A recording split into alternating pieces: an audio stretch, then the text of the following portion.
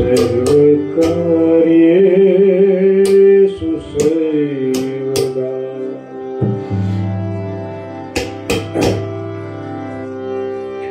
गुरुर्ब्रह्मा गुरुर्विष्णु गुरुर्देवो महेश्वरा गुरुर्साक्षात् परब्रह्म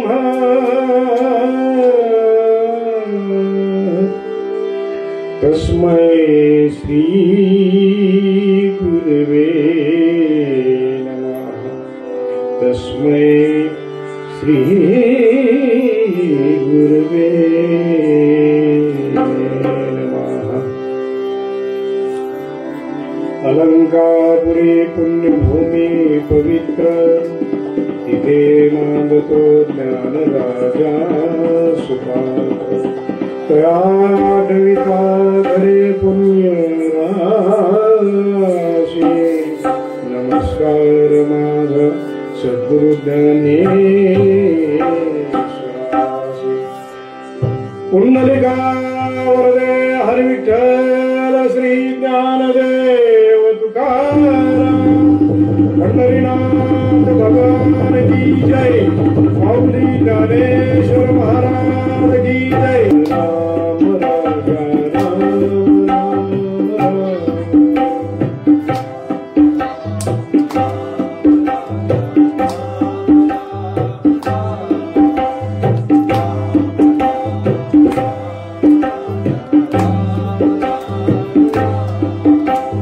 रघुपति राघव राजा राम रघुकुल नंदन सीता। रघुपति राघव राजा राम रघुकुल नंदन सीता राम। जय जय जय जय जय श्री राम। राम राम राम राजा राम राम राम राम राजा राम राम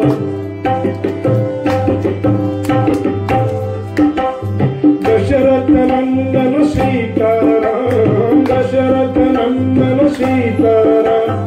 जानकी वल्लभ राजा राम। दशरथ नंदन सीताराम। जानकी वल्लभ राजा राम। जानकी वल्लभ राजा राम। मारुति वत्सल जय श्री राम। जय जय जय जय जय श्री राम। राम राम राम राम राम राम राम राजा राम राम राम राम राम राम राजा राम राम राम।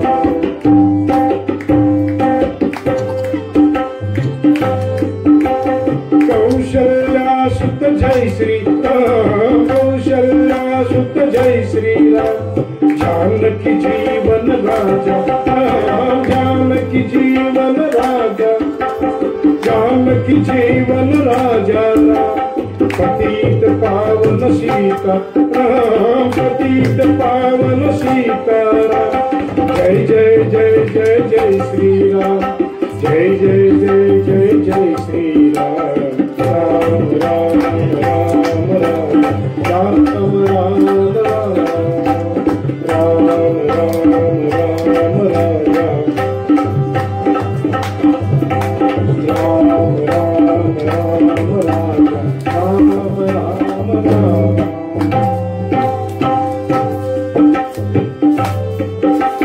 रघुकुल भूषण जय श्री राम। रघुकुल भूषण जय श्री राम। राम रमैया जय श्री राम। रघुकुल भूषण जय श्री राम। राम रमैया जय श्री राम। असुर निकालन जय श्री राम। राम राम राम राम राम राम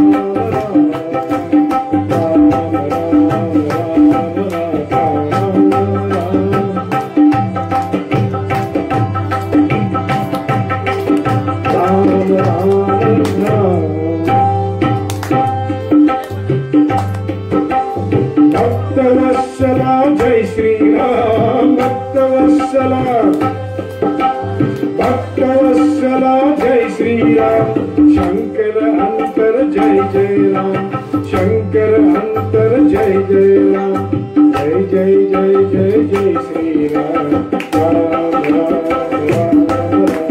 राम राम राम राम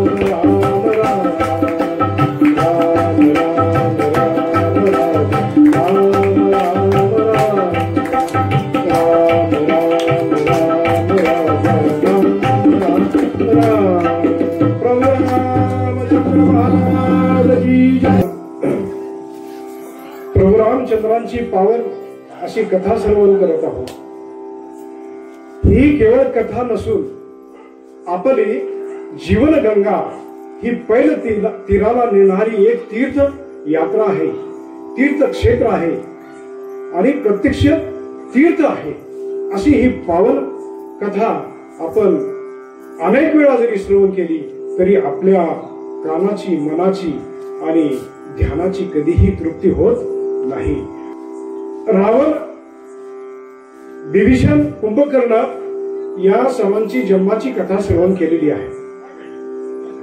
तसेच त्यांचं तपश्चर्या जी आहे ती पूर्ण होऊन त्यांना भगवान महादेव, भगवान ब्रह्म आणि भगवान विष्णू यांचे वरदान लाभलेले आहे हे सुद्धा पाहिलं आणि कोणकोणते वर दिले हे सुद्धा पाहिलेलं आहे।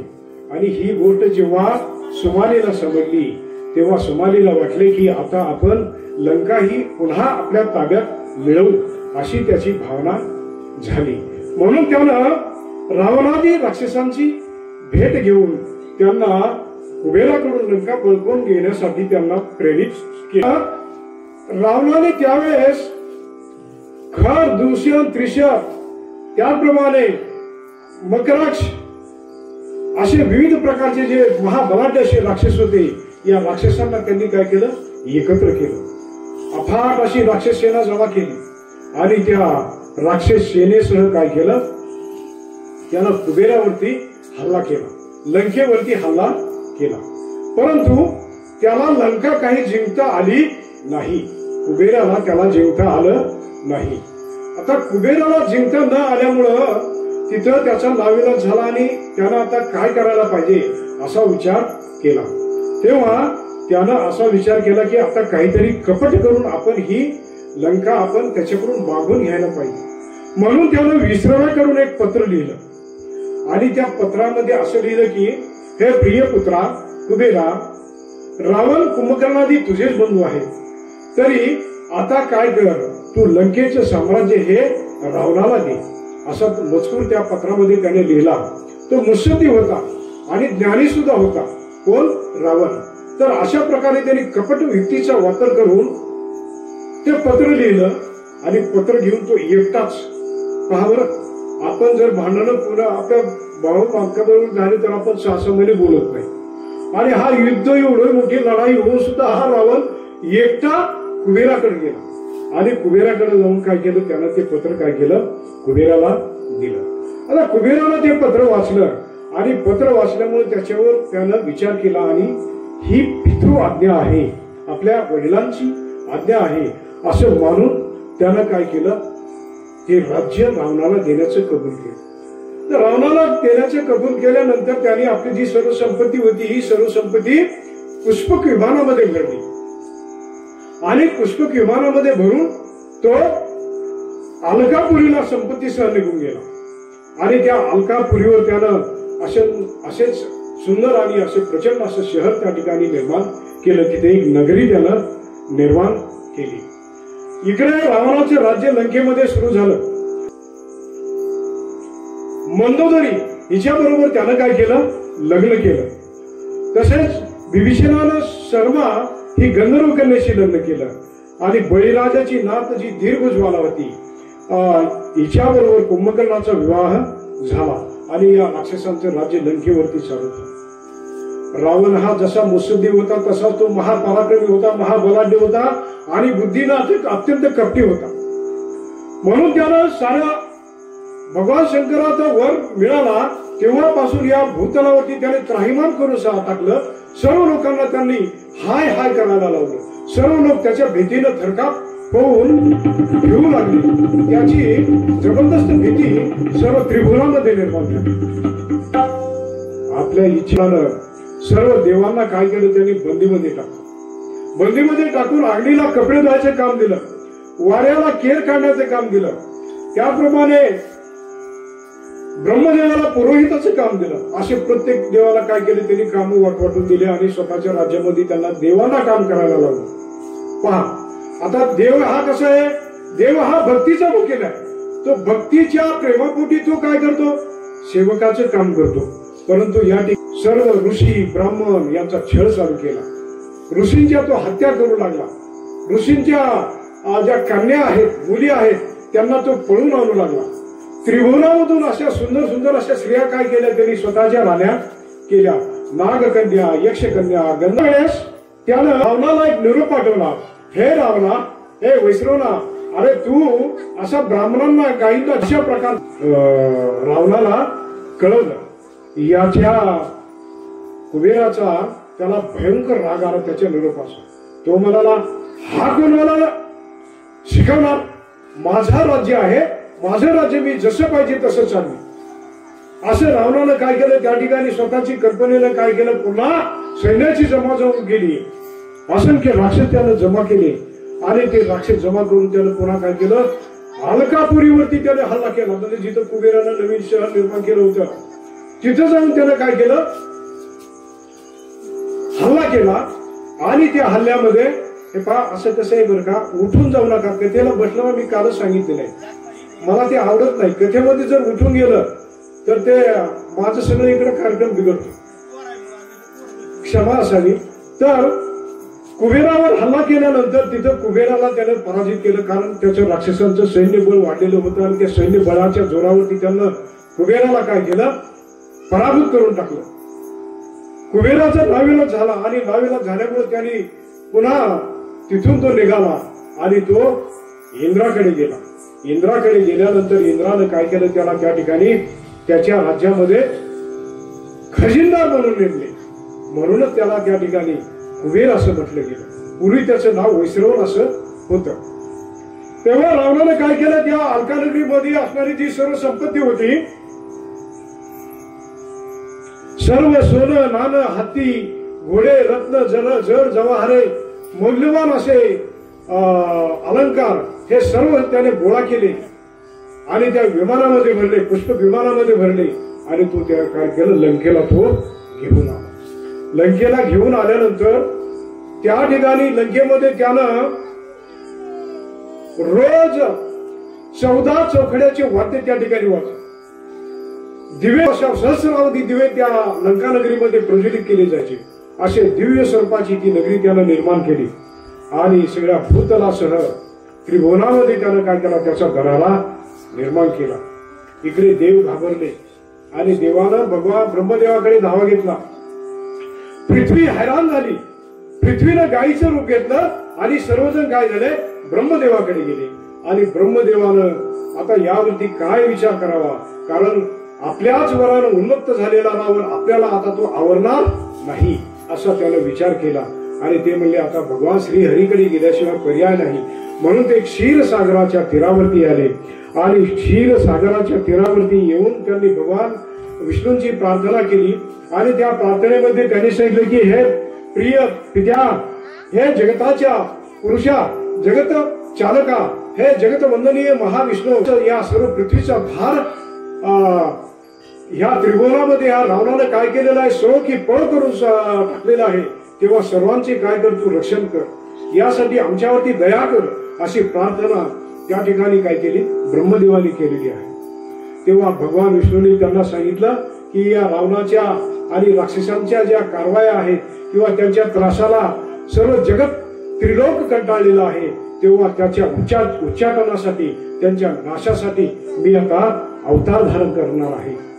शंख, चक्र, शेष आणि मी स्वतः विष्णू, आम्ही चौघेही प्रभू श्रीराम, लक्ष्मण, भरत आणि शत्रुघ्न यांच्या रूपानं या भूतलावरती कौशल्य आणि दशरथाच्या पोटी जन्म घेणार आहोत. तरी तुम्ही काही काळजी करू नका, फक्त योग्य वेळेची तुम्ही काय करा, वाट पहा. योग्य वेळेत आल्यानंतर त्या रावणाचा नाश होईल आणि धर्माची पुन्हा स्थापना मी या भूतलावरती करणार आहे, असं वचन त्या ठिकाणी क्षीरसागराच्या ठिकाणी ब्रह्मदेवाला दिले. आणि ब्रह्मदेवाने ध्यानानं भगवान विष्णूंचा हा जो निरोप आहे तो निरोप सर्व देवांना सांगितलं आणि योग्य वेळेची वाट पाहण्यास त्यांनी सांगितलं। त्याचबरोबर त्यांनी सांगितले की प्रभूंना आपण सर्वांनी मदत करावायची आहे, आपण वानर रूपाने सर्वांनी जन्म घ्यावायचा आहे आणि प्रभूंना या युद्ध कार्यामध्ये मदत करून रावणाचा आणि राक्षसांचा नाश करण्यासाठी आपण त्यांना मदत करूया। अशा प्रकारे त्यांनी ही योजना प्रभूची ठरली आणि सर्व स्वतःने निघून गेले। पुढे या रावणाचा कारवाया खूप वाढलेल्या होत्या आणि या कारवायामुळे रावणानं सगळं जगत त्राहिमाम करून टाकलं। एकदा असाच रावण कैलासावरती भगवान महादेवांना भेटण्यासाठी सांगतो। त्यावेळेस कैलासावरती नंदी महाराज त्या ठिकाणी रक्षणाचे काम करत होते, द्वारावरती तिथे पहारा देत होते। रावण आल्याबरोबर नंदी महाराजांनी ओळखलं की आता हा काहीतरी पीडा निर्माण करणार आहे। तेव्हा रावण जवळ आल्याबरोबर नंदी महाराजांनी सांगितलं, रावणा, अरे तू आज काही कैलासावरती जाऊ नकोस, कारण आज भगवान महादेव आणि माता पार्वती ही क्रीडा करत आहेत त्या ठिकाणी, असं त्यांनी रावणाला नंदी महाराजांनी सांगितलं। पण हा रावण कसला ऐकतो, त्याला वाटलं मी कोण आहे, महादेवाचा लाडका भक्त आहे आणि लाडका भक्त असल्यामुळे भगवान महादेव मला काहीही करणार नाही, मला क्षमाच करतील, ही भावना त्याच्या मनामध्ये निर्माण झाली आणि तो तसाच पुढे जाऊ लागलेला। तेव्हा नंदी महाराजांनी त्याला अडवलं आणि त्याच्याशी युद्ध केलं, त्याला कुस्तीमध्ये लढवलं, त्याला रावणाला अनेक प्रकारचे डाव त्याच्यामध्ये हरवलं, तरी रावण पुन्हा पुन्हा नंदी बरोबर लढाई करत राहिला। शेवटी नंदी महाराजांचा नाविलाज झाला आणि त्यांनी त्याला शाप दिला, अरे रावणा, तू 10 रुद्र प्रसन्न करून घेतले असलेस तरी 11वा रुद्र तू प्रसन्न करून घेतलेला नाहीस, हाच 11वा रुद्र तुझ्या नाशाला आणि मानव आणि वानर तुझ्या नाशाला कारणीभूत होती, असा शाप रावणाला त्या ठिकाणी काय केला, नंदी महाराजानं दिला। यामुळे रावण चिडला आणि चिडल्यामुळे काय केलं, त्यांनी कैलास पर्वताला हलवायला सुरू केलं। त्यांनी कैलास पर्वताच्या शिखरावरती हात लावला आणि खाली दुसरा हात लावून कैलास पर्वत हलवायला सुरू केलं। महादेवाने ओळखलं की ही आपली करणी जी आहे ही आपला जो प्रिय भक्त रावण आहे, ह्या रावणाचंच कर्तृत्व आहे, हे असं दुष्कर्म कोणीही करणार नाही। तेव्हा भगवान महादेवांना क्रोध आला आणि त्यांनी वरूनच पायाच्या अंगठ्यानं कैलास पर्वत दाबल्यामुळं त्याचा हात जो होता तो खाली दाबला गेला आणि हात दाबल्यामुळे तो विहळू लागलेला आहे, मोठमोठ्यानं रडू लागलेला आहे। रावणाची त्या ठिकाणी अत्यंत वेदना करू लागल्या त्याला आणि तो भगवान महादेवाची प्रार्थना करू लागला। तेव्हा भगवान महादेवांनी त्याला क्षमा केली आणि त्यांनी तो भार काढून घेतला। अशा या त्याच्या कारवाया चालूच असताना हा रावणाला त्याच्या वर्तनाचा त्याला कधीही पश्चाताप होत नव्हता। हा रावण एकदा असा समुद्र तीराने चालला, समुद्रावरून पुष्पक विमानामधून जात असताना त्याला खाली पाहिलं तर वाली हा प्रचंड देह धारण करून सागर तीरावरती ध्यानस्थ भेटलेला होता। त्याला ध्यान मुद्रेमध्ये जगाचं कुठल्याही वालीचं बळ पाहून तो जळू लागला आणि तो म्हणाला, हा वाली माझ्यापेक्षाही बलवान लागलेला आहे, होत आहे, तेव्हा याची काहीतरी आपण सोय लावली पाहिजे। म्हणून त्यानं काय केलं, त्या रावणानं आपलं पुष्पक विमान त्या वालीच्या जवळ तिथे उतरवलं आणि त्यानं वालीला आव्हान केलं, वाली, मला तुझ्याशी युद्ध करायचं आहे। वालीचं या रावणाच्या कर्कशाच्या मोठ्या महाभयंकर आवळीनं त्याची समाधी उतरली आणि त्यानं मान वळून रावणाकडे पाहिलं। तो रावणाचा 20 भुजा आणि 10 मुखे 10 तोंडे पाहून वालीला हसू आलं। वालीनं त्याच्याकडे पाहून अत्यंत तुच्छतेनं पुन्हा आपले डोळे बंद केले। तेव्हा पुन्हा रावण म्हणाला, वाली, युद्ध नाही, युद्ध कर, अरे तुझ्यामध्ये बळ असेल तर या रावणाबरोबर तू काय कर, लढाई कर, असं आव्हान वालीला दिलं. वालीला आव्हान दिल्याबरोबर वाली महाभयंकर प्रधान उभा राहिला आणि त्यानं रावणाजवळ एक उड्डाण केलं आणि रावणाच्या जवळ जाऊन त्या रावणाचं पिचोंड पकडलं, त्याची मान पकडली आणि त्याला समुद्रामध्ये बुडवलं. समुद्रामध्ये बुडून त्याला पुन्हा उचललं, पुन्हा बुडवलं आणि त्याच्या काखेमध्ये दाबून धरलं. वालीनं त्याला काखेमध्ये दाबून धरल्यामुळे त्याचा श्वास गुदमरू लागला, त्याला दम भरू लागलेला आहे आणि आता आपला मृत्यू निश्चित होणार आहे असं त्याला वाटू लागलं. रावणाला काखेमध्ये दाबून वालीनं एक भयंकर भूतकार केला आणि त्याला आकाशात उड्डाण केले. उड्डाण करून तो सप्त समुद्रामध्ये 6 महिने स्नान करत फिरत होता. 6 महिने वाली हा महाबलाढ्य असा वानर होता आणि या वानरा पुढे त्या रावणाचं काहीही चालत आणि शेवटी त्यानं वालीनं रावणाला किष्किंधेमध्ये येऊन रावणाला अंगदाच्या पाळण्यावरती, त्यावेळेस अंगदाचा जन्म झालेला होता, तो पाळण्यामध्ये होता, अंगदाच्या पाळण्यावरती त्याला उलटा टाकला.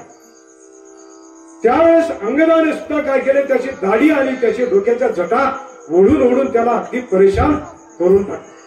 अशी रावणाचे त्या ठिकाणी हाल होऊ लागले. त्यावेळेस विसर्व्याला मात्र कळलं की रावणाचे कुठेतरी हाल होत आहेत, आपल्या पुत्राचे कुठेतरी हाल होत आहेत. त्यानं ध्यान मुद्रेमध्ये जाऊन पाहिलं तर किष्किंधेमध्ये रावण तडफडत आहे. रावण तडफडत आहे. तेव्हा तो तात्काळ किष्किंधेमध्ये आला आणि त्यानं वालीची प्रार्थना केली, त्याच्या कर्तृत्वासाठी मी क्षमा मागतो आणि त्याला सोडून दे. तेव्हा वालीनं त्याला त्याच्या तोंडाला काळं फासलं आणि तोंडाला काळं फासून त्याच्याला पायाला धरलं. पायाला धरून त्यानं किष्किंधेमधून त्याला असं भिरकाल्यानंतर लंकेमध्ये असे त्या ठिकाणी त्याचे रावणाचे हाल पूर्ण. आता एवढं होऊन सुद्धा त्याला समजेला की आपण आपलं राज्य आपण भगवत चिंतनामध्ये लावून राज्य करावं असं त्याला काही वाटेल. इकडे त्याच काळामध्ये सहस्रार्जुन नावाचा जो राजा होता, तो राजा या भूतलावर अगदी थै करीत सगळं जगामध्ये त्याचाही दरारा तो निर्माण करत होता. हा सहस्रार्जुन एकदा नर्मदा नदीच्या पात्रामध्ये स्नान करून तिथं तो जलक्रीडा करत होता. रामचंद्र महाराज की जय. ही जलक्रीडा करताना त्यानं आपले सहस्र बाहू, सहस्र म्हणजे 1000 हात होते, हे 1000 हात प्रकट करून त्यानं काय केलं, ते नर्मदेचं पाणी अडवलं आणि ते पाणी असं फुगत फुगत फुगत फुगत वर गेलं आणि वर गेल्यामुळं वरच्या तीराला रावण ध्यानस्थ बसलेला होता. तो ध्यानस्थ बसल्यामुळं ते पाणी त्याच्या शरीराच्या वर चढत चढत चढत काय झालं, त्याच्या तोंडापर्यंत आलं आणि तोंडामधून पुन्हा नाकामध्ये जाऊ लागलं. जेव्हा पाणी नाकामध्ये जाऊ लागलं तेव्हा रावणाला कळलं की हे नर्मदेचं पाणी पूर आल्यासारखं का झालेलं आहे. तेव्हा त्यानं आपल्याला कोण त्रास देत आहे म्हणून उभं राहून पाहिलं तर खाली सहस्रार्जुन एखाद्या बांधाप्रमाणे नर्मदेमध्ये बसून तो त्या ठिकाणी जलक्रीडा करत आहे असं त्याच्या निदर्शनास आलं. तेव्हा रावणानं सहस्रार्जुनाला सुद्धा आवाहन केलं आणि तो त्याच्याबरोबर लढाई करू लागला. आता सहस्र कुटल 20 कुटल, रावणाला 20 हात आणि सहस्रार्जुनाला 1000 हात. आता यांच्यामधील लढाई म्हणजे काय, मशक आणि गरुड यांचीच लढाई ना. त्याप्रमाणे सहस्रार्जुनाने सुद्धा त्या रावणाला पकडलं आणि आपल्या राज्यामध्ये जाऊन त्यानं त्याला बंदिशाळेमध्ये बंद करून टाकलं, कैदेमध्ये टाकलं. असे कित्येक दिवस गेले. पुन्हा विसर्व्याला वाटलं की आपल्या पुत्राचे कुठेतरी हाल होत आहेत म्हणून विसर्वा ध्यान लावून पाहिलं तर त्याला सहस्रार्जुनाने कैद केलेला आहे असे त्याच्या निदर्शनास आले. म्हणून तो पुन्हा पित्याचं प्रेम कसं असतं. पिता हा वरून कठीण जरी असला तरी आतून त्याचं हृदय हे अति कोमल असतं. आपल्या अपत्यासाठी कन्या असो, पुत्र असो, भाऊ असो, यांच्यासाठी त्याचं हृदय मात्र अत्यंत हळू असतं. जसा नारळ वरून कठीण असतो आतमध्ये, तसा त्याच्या पाणी असतं आणि नारळ अत्यंत मधुर असतो. तसा पिता बाप हा वरून अत्यंत कठीण असतो, परंतु आतून मात्र तो आपल्या पिढीसाठी, आपल्या अपत्यासाठी तो अत्यंत फुलापेक्षाही नसतो. तसं या विसर्वानं रावणाला सहस्रार्जुनाकडे जाऊन त्यांना सोडून घेण्यासाठी तो राज्यामध्ये गेला आणि त्याला सहस्रार्जुनाला म्हणाला, राजा, या रावणासाठी मला क्षमा कर आणि त्याची भिक्षा मला. सहस्रार्जुनानं त्याला सोडलं आणि त्याला हाकलून त्याच्या नगरामधून. याच्यावरही कितीतरी दिवस गेले आणि पुढच्या कालावधीमध्ये राजा बली हा अत्यंत या भूतलावरती बलाढ्य असा राज्य निर्माण केलेलं होतं आणि त्या बलीचं राज्य या रावणाला काही सहन झालं नाही. तेव्हा त्या बलीच्या राज्यामध्ये तो गेला आणि बलीच्या राज्यामध्ये जाऊन त्यानं थेट बलीला त्यानं आव्हान केलं आणि तो बलीला म्हणाला, बली, मला तुझ्याबरोबर युद्ध करायचे आहे. अरे, मी साऱ्या देवांना काय केलेलं आहे, कैद्यामध्ये टाकलेलं आहे, सारे देव बंदीखान्यात टाकलेले आहेत, सगळ्या त्रिभुवनामध्ये माझे राज्य आहे आणि तू मला वंदन करत नाहीस, मला मानत नाहीस, माझ्या राज्याचा तू भाग होत नाहीस. यामुळं मी तुला आता पराजित करीन आणि तुझे राज्य माझे मांडलिक करीन, माझी गुलामी तुला करायला लागेल, असं त्या ठिकाणी तो बरोबर लागला. तेव्हा बळी म्हणाला, असं का, तुला आता नेमकं काय करायचं आहे, तू एवढी बडबडजी करतो, त्याचं कारण तरी काय. तो म्हणाला, मला तुझ्या बरोबर युद्ध करून तुला जिंकायचं आहे. त्यावेळेस बली हा विंध्यावली बरोबर तो क्रीडा करत होता, म्हणजे द्यूत खेळत होता, पट खेळत होता, सोंग्यांचा खेळ तो खेळत होता. बलीनं रावणाकडे काही पाहिलं नाही, खालूनच तो म्हणू लागला, बरं ठीक आहे, आपण रावणा लढाई करूया, परंतु माझं एक म्हणणं आहे, माझं एक काम आहे, तेवढं तू आधी कर. रावणाला बलीनं सांगितलेल्या आदेशाचा त्याला अपमान वाटला आणि तो त्या ठिकाणी मोठ्यानं हुंकार भरू लागलेला आहे. तेव्हा पुन्हा बली म्हणाला की, रावणा, अरे, नृसिंह अवतारामध्ये भगवान विष्णूने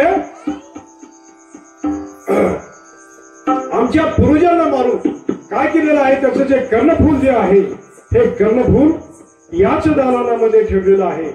तेव्हा तू ते कर्णफूल उचलून इथे घेऊन ये, मग आपण काय करू, लढाई करू. हिरण्यकश्यपूचं कर्णफूल तुटलेलं होतं. हिरण्यकश्यपूला भगवान नृसिंहानं मारलेलं होतं, पोट फाडून मारलेलं होतं आणि त्याचं कर्णफूल जे आहे ते उडून पडल्यामुळे ते आम्ही तिथंच दालनामध्ये ठेवलं. ते घेऊन ये आणि नंतर आपण लढाई करू. याचा रावणाला अपमान वाटला, परंतु त्याची ही अट पूर्ण केल्याशिवाय आपल्याला लढाई करता येणार नाही म्हणून तो तरा चालत त्या दालनामध्ये गेला आणि दालनामध्ये जाऊन ते फूल जे आहे ते फूल तो उचलू लागले, पण ते फूल त्याला काही हालेना, त्या फूलच उचलेना. मग त्याने त्याचे 20 हात प्रगट केले, 20 हात आणि 20 हातावरून तो हरू लागला, तरी सुद्धा त्या फुलानं तिळभरही जागा सोडलेली नाही. रावण घामाघूम झालेला आहे, त्याला घाम सुटला, दरदरून असं त्याचं शरीर थरथर कापू लागलं, तरी सुद्धा ते फूल त्याला हालेना. शेवटी तो उच्च त्या ठिकाणी बळीराजापुढे घेऊन उभा राहिला. बळीराजापुढे उभा राहिल्यानंतर बळीला कळलं की रावण आलेला आहे. तेव्हा तो म्हणाला, रावणा, कुठं आहे फूल, आणलंस का? तेवढ्यामध्ये विंध्यावलीच्या हातामध्ये आपली सोंगटी होती. सोंगटी म्हणजे आपण कवड्या म्हणतो का, कवड्या. तर ती सोंगटी खेळता खेळता अशी बाजूला जाऊन पडली. बळी म्हणाला, रावणा, अरे ते फूल राहू दे, जाऊ दे, तेवढी सोंगटी खाली पडली, तेवढी सोंगटी काहीतरी इकडे घेऊन ये. रावण ती सोंगटी आणण्यासाठी गेला, कारण त्याला घातलेली आटच जर ह्याला पूर्ण होईल तर हा पुढे त्याच्या बरोबर लढणार तरी काय, म्हणून तो ती सोमकी आणायला गेला. त्याला वाटलं आता सोपं काम आहे, लाकडाची सोमकी उचलेल या भावनेनं तो गेला आणि तिथे सोमकीच्या जवळ गेल्यानंतर ती सोमकीला हात लावलं तर ती भली सोमटी सुद्धा त्याला काय झाली, उचलली नाही. आता मात्र रावणाचं धाबे दणाणले आणि तो घाबरला. आपण जर साधं कर्णफूल आणि लाकडाची सोमटी जर आपण उचलत असेल तर आपण या बरोबर कसे लागणार, म्हणून घाबरून तो काय झाला, जाऊ लागलेला आहे. जाऊ लागलेला असताना त्यावेळेस बळीच्या सेवकांनी त्याला पकडलं आणि पकडून त्याचे त्या ठिकाणी हाल हाल करू लागलेले आहे.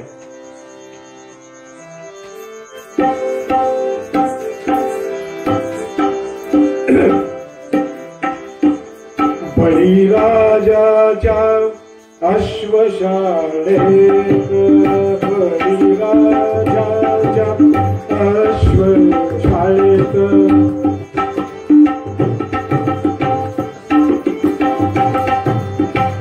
बळीराजाच्या अश्वशाळेत क्षुदाक्रांत हिंडे लागलं, क्षुदाक्रांत हिंडे लागलं.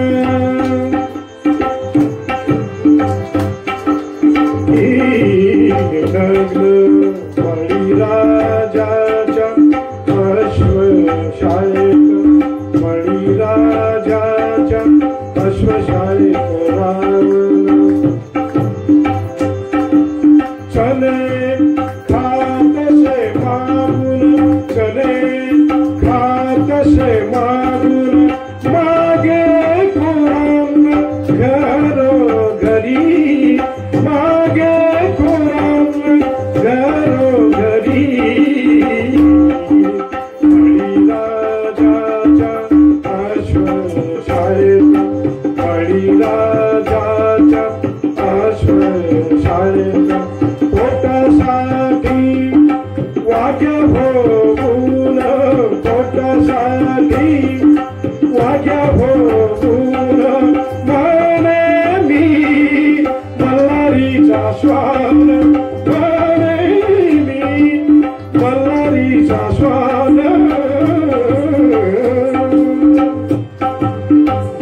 बळीराजाच्या अश्वशाळेत, बळीराजाच्या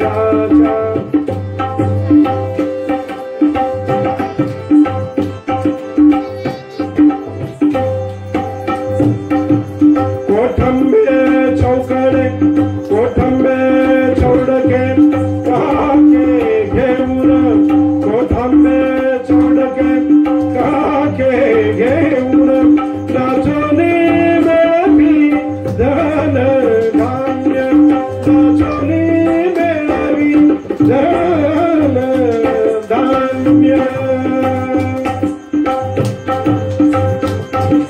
बळीराजाच्या अश्वशा, बळीराजा बळीराजाच्या अश्वशाळेत. प्रभू रामचंद्र महाराज की जय. असे त्या ठिकाणी बळीच्या राज्यामध्ये रावणाचे खूप हाल होऊ लागलेले आहे. तो त्या अश्वशाळेमध्ये लपून बसला. अश्वशाळा म्हणजे घोड्यांची पागा. आपण जसे गायी बैल बांधतो ना, आपण गोठ्यामध्ये बांधतो, तसे त्या काळामध्ये राजांच्या राज्यामध्ये घोड्यांच्या सुविधेसाठी काय असायचे, पागे असायचे. त्याला घोड्याच्या बांधण्याच्या ठिकाणाला पागा असं म्हणतात.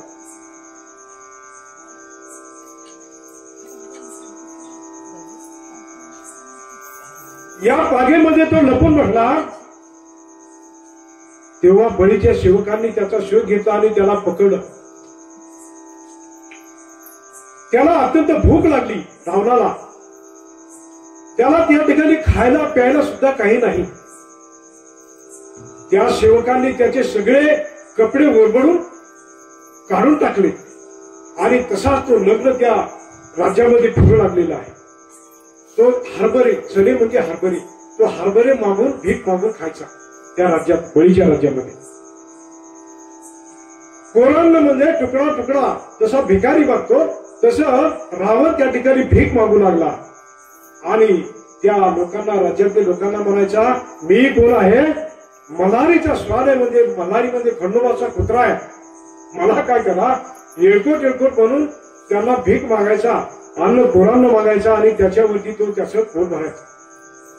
शेवटी त्या सेवकांनी त्याला पकडलं आणि त्याचे हाल हाल करायला सुरुवात केली. त्याला त्याचे 20 हात प्रगट करून त्याला नाचायला सांगू लागले आणि बळीच्या राज्यातील लोक म्हणाले, ही करमणूक चांगली आहे. रावणाला एखाद्या बाहुल्याप्रमाणे त्या ठिकाणी डोंबारासारखे ते नाचू लागलेले आहे. शेवटी त्याला बळीच्या राज्यात कैद केलं. पुन्हा विसरव्याला कळलं की आपल्या पुत्राचे बळीच्या राज्यात हार होत आहे, तेव्हा बळीला सुद्धा त्यानं त्याची भिक्षा मागितली आणि त्याला तो घेऊन गेला. असे त्याचे हाल होत होते. सर्वत्र त्याचे कुठेही त्याचा विजय होत नव्हता. त्याची जी असणारी शक्ती आहे ती शक्ती नसण्यासारखी असे तो भासू लागली. तेव्हा त्याचा अपमान रावणाला झाला. म्हणून तो ब्रह्मदेवाला एकदा म्हणाला, ब्रह्मदेवा, या भूतलावरती मला कोणाला जिंकता येत नाही. माझा सर्वत्र अपमान होत आहे. हे असं का? माझा विधिलिखित ब्रह्मलिखित तरी काय आहे? माझा मृत्यू कोणाच्या हातून आहे एवढं मला सांगा. ब्रह्मदेवानं त्याला सांगितलं की अयोध्येचा राजा जो अज आहे, त्या अज राजाचा मोठा पुत्र राम नावाचा होणार, अवतार घेणार आहे आणि त्याच्या हातानं तुझा मृत्यू होणार आहे. रावणाला स्वतःच्या हातात मृत्यू म्हटलं की कोणाला हवे, कोण मागून मृत्यू कोण घेत? विश्वामध्ये कोणी सुद्धा मृत्यू मागून घेत नाही. मग तो म्हणाला, आता यातून काहीतरी आपण उपाय केला पाहिजे. आपल्या मृत्यूची जी विधिलिखित विधिज्ञा आहे ही आपण टाळली पाहिजे, टाळता आली पाहिजे. म्हणून काय करावं? त्याचा विवाहच होऊ द्यायचा नाही आणि त्याला वध करायचा, त्याला मारून टाकायचा, असा त्यानं कपटी निर्णय त्या ठिकाणी घेतलेला आहे.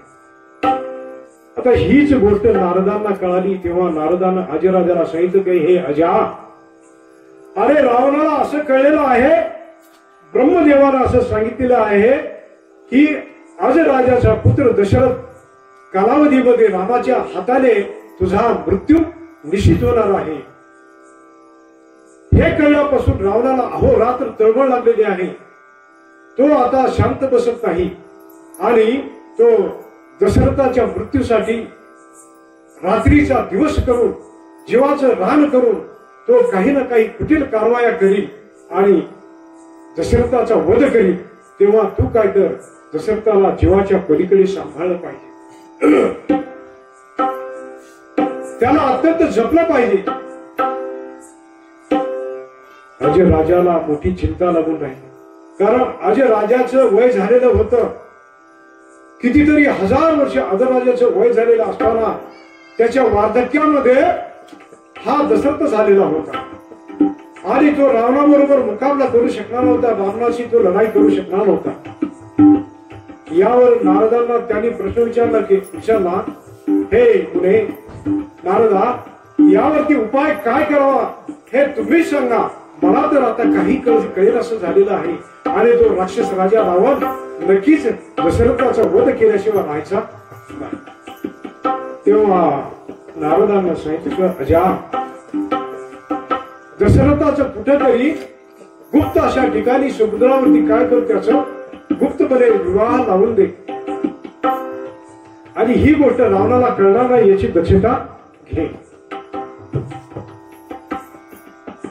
आता ज्याचा त्रिभुवनामध्ये दरारा आहे आणि त्रिभुवनामध्ये ज्याचं वर्चस्व आहे असा रावण, त्याला ही बातमी कळणार नाही असं कसं?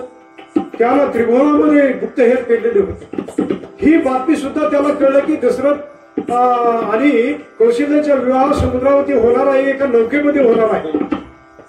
त्यानं आधीच समुद्रामध्ये राक्षसांची गुप्त पहारा त्या ठिकाणी पेरून ठेवला, गुप्तहेर लावून दिले अजराजाने सर्व तयारी केली आणि त्यानं काय केलं, त्या नावेवरती सर्व सामग्री भरली आणि नाव ब्राह्मणासह पाठवून दिली. काही मोजक्या लोकांना त्या ठिकाणी पाठवलं की त्याचा काही मोठा डंका वाजू नये, मोठा त्याचा बोबाटा होऊ नये म्हणून त्या लंकेवरती मोजक्या लोकांना आणि ब्राह्मणांना देऊन तो त्या ठिकाणी लग्न लावू लागला. तेवढ्यामध्ये या रावणाच्या दूतांनी काय केली, ती नौका उलटी केली आणि फोडून टाकली. फोडून टाकल्याबरोबर सर्व विध्वंस झाला. असणारे काही जे थोडे लोक होते ते बुडून मरण पावले. रावणानं कौशल्याला एका पेटीमध्ये घातलं आणि ती पेटी एका माशाकडे देऊन ती पेटी समुद्र किनाऱ्याला लावायला सांगितली. आणि तो त्यानं विचार केला की या बाकीच्या लोकांबरोबर दशरथ सुद्धा काय झाला असेल, मरून गेला असेल, बुडून मेलेला असेल. ह्या भावनेनं तो ब्रह्मदेवाकडे आला आणि ब्रह्मदेवाला म्हणाला, आजोबा ब्रह्मदेवा, मी आता दशरथाचा वध केलेला आहे, तेव्हा आता मी अमर झालेला आहे, मला आता मृत्यू राहिलेला नाही. ब्रह्मदेव हसले आणि म्हणाले, अरे रावणा, जरी तू नौका फोडलेली असलीस तरी सुद्धा दशरथ आणि कौशल्या जिवंत आहे, तू जाऊन पहा. याच्या मध्य कालावधीमध्ये नारद मुनी आकाश मार्गाने त्या बेटावरती उतरले. दशरथ त्या नावेची एक फळी पकडून तसाच पोहत राहिला आणि लाटांना ती फळी वाहत वाहत वाहत वाहत त्या सागराच्या तीरावर लागलेली आहे. ज्या ठिकाणी कौशल्याची पेटी माशानं नेऊन ठेवली होती त्याच ठिकाणी दशरथाची फळी सुद्धा आली. आणि त्याच क्षणाला नारद आकाश मार्गाने जात असताना ते खाली त्या बेटावरती उतरले. आणि बेटावरती उतरल्यानंतर दशरथानं ती पेटी उघडून आधीच कौशल्याला बाहेर काढलेलं होतं. आणि दशरथ सांगितलं, दशरथा, घाबरू नकोस, मी तुम्हाला अयोध्येमध्ये पोहोचण्याची व्यवस्था करतो. तुमच्या पोटी भगवान विष्णू अवतार घेणार आहे आणि सर्व राक्षस कुळासह रावणाचा वध करणार आहे, तेव्हा तुम्हाला चिंता करण्याची गरज नाही, घेऊ नका. म्हणून नारदानं त्यांना त्या पेटीत बसवलं आणि ती पेटी पुन्हा समुद्राच्या लाटावरती सोडली. त्याच कालावधीमध्ये हे ऐकल्यानंतर रावणानं पुन्हा जाऊन पाहिलं तर खरंच आणि कौशल्या काय आहेत, जिवंत आहे. त्यांच्या सेवकांनी त्यांना पकडून रावणाकडे नेलं. रावणाच्या तळपायाची आग मस्तकाला गेली. तो याचे डोळे लालबुंद झाले. तो रागानं थरथर कापू लागलेला आहे. आणि दशरथाला आणि कौशल्याला पाहून त्यानं त्याच्या कमरेचे खड्ग उपटलं आणि त्याने हात वर करून त्याच्यावर वार करणार. एवढ्यामध्ये ब्रह्मदेवानं सांगितलं, रावणा, अरे श्री हत्या हे पातक आहे, त्यामुळे तुझी कीर्ती कलंकित होईल आणि श्री हत्येच्या पातकानं तुझं पुण्य नष्ट होईल. म्हणून तू त्यांना तिला मारू नकोस. त्यांची जबाबदारी माझ्यावर सोड, मी त्यांची व्यवस्था लावतो. मंदोदरी सुद्धा म्हणाली की नाथ, असा अविचार करू नका. यामुळे तुमची कीर्ती उंचावण्याऐवजी ती कलंकित होईल आणि तुमचा अपमान जगामध्ये वाढेल. म्हणून रावण म्हणाला, न्या, माझ्या डोळ्यासमोर याला तत्काळ घेऊन जा. असं म्हणून त्यानं रागानं त्या ठिकाणी तो निघून करताना तो रावण निघून गेलेला आहे. इकडे ब्रह्मदेवाने दशरथ आणि कौशल्याला काय केलं, अयोध्येला पाठवलेला. त्यांचा विवाह तर झालेलाच होता. तर अजराजा काही वेळानं तो मृत्युमुखी पडला आणि त्या ठिकाणी दशरथाचं राज्य सुरू झालं. दशरथाचं राज्य सुरू झालं त्यावेळी त्या ठिकाणी वशिष्ठ त्याचे पुरोहित होते. वशिष्ठ त्यांना मार्गदर्शन करू लागले. असे कितीतरी वर्षे गेले. दशरथ युद्ध कौशल्यामध्ये निपुण झाला. त्याचं ध्वनिभेदानं लक्ष संधान करणं, त्यामुळं दशरथाची कीर्ती त्रिभुवनामध्ये पसरू लागली. अशा वेळेस त्याचं राज्य हे अत्यंत सुखानं, शांततेनं, धर्मानं, धर्मप्रियतेनं ब्राह्मणाचं जनतेचं आणि स्त्रियांचं संगोपन करण्यामध्ये काय झालं, त्यांचं ते राज्य सुरू झालेलं आहे. राज्यामध्ये सगळीकडे सुखरामता निर्माण झालेली आहे. काही सुखाची कुठेही न्यूनता नव्हती, कुठेही दुःख म्हणून त्या राज्यामध्ये शिल्लक राहिलेलं नव्हतं. अनंत अशा प्रकारचं सुख त्या राज्यामध्ये पसरलेलं होतं. तेव्हा एके रात्री त्याला असं स्वप्न पडलं की त्या स्वप्नामध्ये त्यानं काय केलं, 3 जीवांची हत्या केली. 2 पुरुष आणि एका स्त्रीची काय केली, हत्या केलेली आहे असं दूषित स्वप्न त्याला पडलं. आणि त्या स्वप्नाचा विचार करू लागला, हे असं भयंकर स्वप्न मला का पडलेलं असं. सकाळी उठल्यानंतर त्यांनी वशिष्ठांना पाचारण केलं. वशिष्ठ आले आणि त्या स्वप्नाचा अर्थ लावू लागला. आता स्वप्न काय, स्वप्न तर प्रत्येकालाच पडतं, तर ते स्वप्नाचे विशिष्ट प्रकारचे अर्थ असतात. एक सांकेतिक स्वप्न असतं, एक सत्य स्वप्न असतं.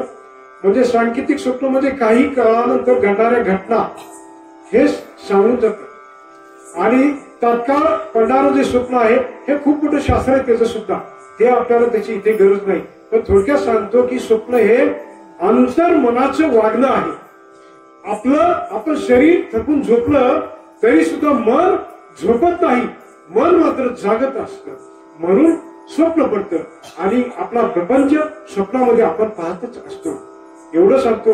आणि त्या स्वप्नाचा अर्थ वशिष्ठांना असा लावला की राजा तू काय कर, आज वनामध्ये जा आणि 3 पशूंची हत्या कर, तेव्हा या स्वप्नाचं काय होईल, दोष नष्ट होईल असं सांगितल्यामुळे तो दशरथ राजा आपल्या काही निवडक सैन्यासह वनामध्ये गेला. अयोध्येपासून बऱ्याच दूर गेल्यानंतर वनामध्ये एका सरोवराच्या परिसरामध्ये त्यानं ठाण मांडला. आपला तंबू त्या ठिकाणी दिलेला आहे आणि आपल्या 2-3 निवडक सेवकांसह धनुष्य बाण आणि कमरेला कट्यार तलवार वगैरे घेऊन तो त्या अरण्यामध्ये फिरू लागलेला आहे. दुपार झाली तरी कुठेही त्याला कुठल्या प्रकारचा सावज मिळेला, सायंकाळ झाली तरी सुद्धा त्याला सावज मिळेला. पहा कर्मगती कशी असते. काही वेळा वाईट गोष्टीमधून चांगलं घडतं आणि काही वेळा चांगल्या गोष्टीमधून सुद्धा वाईट घडतं. याच्यावरती माणूस विचार करत नाही. माणूस म्हणतो मी करतो तेवढंच खरं. अरे माणसा तू केलेलं काहीच खरं नाही. ही सगळी भगवंताची माया आहे आणि ह्या मायेमुळं, मायेच्या भ्रमामुळं, भ्रमित बुद्धीमुळं हे सारं काही बीज करतो असा भास त्या ठिकाणी निर्माण होतो. तसं या दशरथाला सुद्धा त्या मायेनं मोहित केलेलं होतं. सायंकाळ झाली तरी सुद्धा शिकार मिळेना. तेव्हा तो विचार करू लागला, आता करायचं तरी काय. सूर्यास्ताच्या समयाला तो एका वृक्षाच्या महान अशा प्रचंड फांदीवर तो बसला. त्या काळामधील वृक्ष तरी लहान होते का? आजच्या वनामध्ये जी वृक्ष आहेत त्या वृक्षांच्या फांद्या सुद्धा या आजच्या वृक्ष एवढ्या नव्हत्या. कितीतरी मोठ्या पटीनं महान अशा त्या फांद्या असायच्या. शतक योजने लांबीच्या फांद्या असायच्या. म्हणजे या ठिकाणी जर कोड असेल तर कोस 2 कोस त्या वृक्षाची फाटी अशी लांबत गेलेली असायची. एवढे मोठे प्रचंड वृक्ष असायचे. आता ह्या घटना सत्य आहेत म्हणून या विज्ञान युगामध्ये या खोट्या मानल्या जातात. परंतु तरी सुद्धा तत्कालीन काही असे पुरावे आज निष्पन्न होत आहेत की त्यामुळे विज्ञान सुद्धा त्या ठिकाणी हतबल होतं आणि आपले गुन्हे टिकतं. प्रभू रामचंद्र महाराज की जय. आपला कथावा पाहू. दशरथ त्या वृक्षाच्या फांदीवरती बसलेला आहे. सैन्य आजूबाजूला थांबलेले आहे आणि सायंकाळच्या वेळी सूर्यास्त होण्याची वेळ झालेली असून त्या सरोवराच्या दिशेनं बुडबुड असा आवाज आला. पाण्यामध्ये प्राणी पाणी पित असल्याचा आवाज त्यानं त्या ठिकाणी ऐकला. आता आपण मगाशीच पाहिलं की दशरथ राजा लक्षवेधी पान मारण्यासाठी पटाईत होता. म्हणजे ध्वनीच्या दिशेनं तो बाण मारायचा आणि न बघता मारलेला बाण त्या बरोबर लक्ष्यावरती जाऊन लागायचं. एवढं महान असं कौशल्य त्या दशरथाकडे होतं. तसा त्यानं एक बाण सोडला आणि तो बाण जाऊन त्या लक्ष्यावरती लागला. लक्ष्यावरती बाण लागल्याबरोबर आई अशी किंकाळी, भयंकर किंकाळी त्या ठिकाणी आलेली आहे. ती किंकाळी प्राण्याची नसून मनुष्याची आहे हे दशरथाच्या लक्षात आल्याबरोबर तो खाली गडबडीने उतरला आणि तो त्या सरोवराकडे गेला.